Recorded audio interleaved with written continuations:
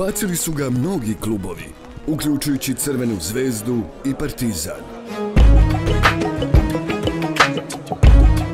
Činjenica je da sam bio u Zvezdi 4,5 godine, u Partizanu možda oko godinu i pol dana. U Crvenoj zvezdi posle 4 godine naterali su me da tražim drugu sredinu. I Partizan me je zvao da dođem, tako da sam proveo tamo godinu i pol dana i posle godinu i pol su mi oni oterali.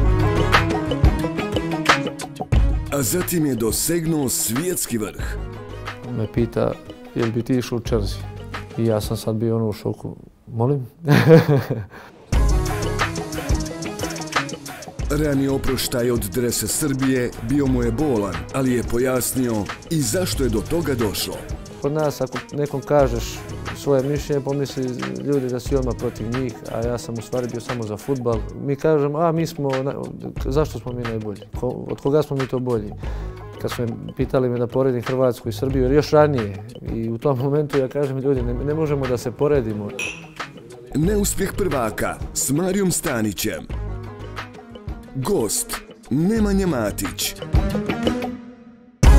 Ponedjeljak u 20 sati na Areni Sport 1.